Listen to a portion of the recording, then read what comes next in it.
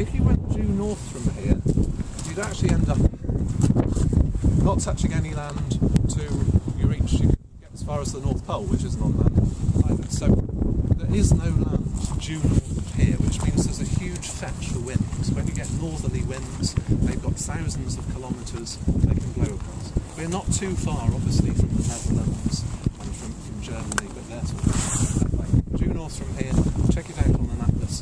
You can go all the way to the North Pole, nothing in the way, just water. So, and the winds have a very long fetch.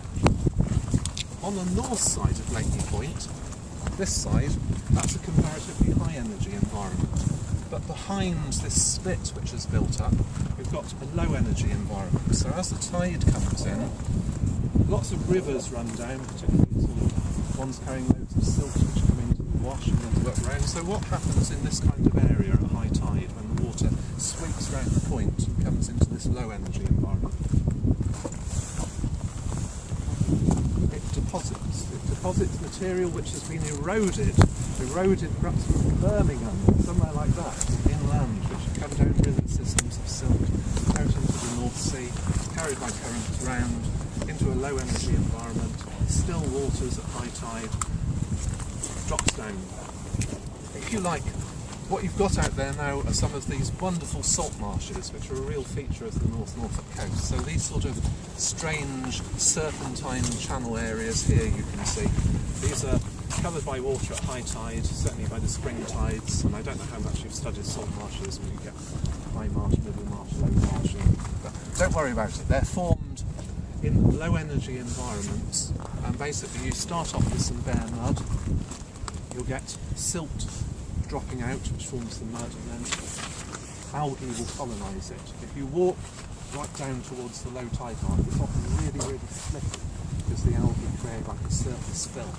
And that surface film actually is sticky as well, it catches more sediment, and then gradually other plants, salt marsh specialist plants, which are adapted to being inundated by the sea for periods of time, will begin to develop on the silt.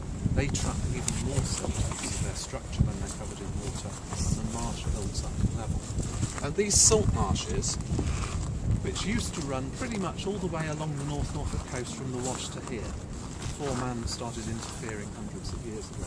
Salt marshes are, if you like, nature's sea defences, and the sort of climate change predictions of between 1 and 2 metres sea level rise over the next 100 years.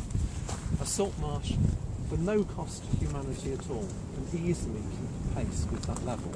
If you go down to some of the widest marshes at Wells and Stickby, which are 2 or 3 kilometres wide, put an auger down, put a drill down, sediment down, it's about 8 metres. And that's 8 metres of rising sea level that that marsh has been facing over the past 8,000 years from when they first formed. So these are a wonderful free defence, and they form in low energy environments. If I told you that Blakeney Point is true, most of what I tell you would be true, if we were here in the year 1200, Blakeney Point would have roughly ended where we're standing now. And yet you can walk 5 kilometres up this shingle at the end of Blakeney Point today. So somehow, Russell's going to show us how Blakeney Point, through a process of longshore drift, has moved 5 kilometres up there.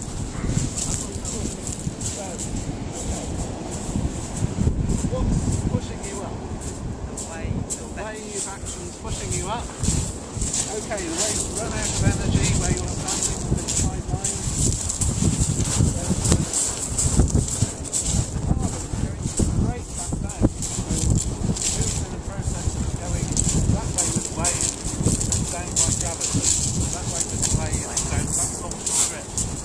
Thank you very much. Here on November the 10th. November the 9th, 2007, so 3 years ago. It was not just this building, there was a small cafe, a coast lookout and toilets here. On November the 10th, the night of, we had one of these rages, northerly gale, force 7/8, really high spring tide, catastrophic damage to the buildings. So we had to pay many £30,000 roughly to clear up the debris. The buildings weren't actually knocked down, They were so severely damaged it would have cost hundreds of thousands of pounds to repair them properly. We weren't prepared to invest hundreds of thousands of pounds when potentially a week later, a month later, a year later, a decade later, the same thing could happen. So being legally responsible for this bit of coast, Norfolk Wildlife Trust had to pay to take all the debris away. So hence no toilet. So if you're desperate to blame a northerly gale and an erosive force, there are toilets up at the centre where we're going next. So that's just an example of that process. Nothing to do with longshore drift, the classic raid. We go over to this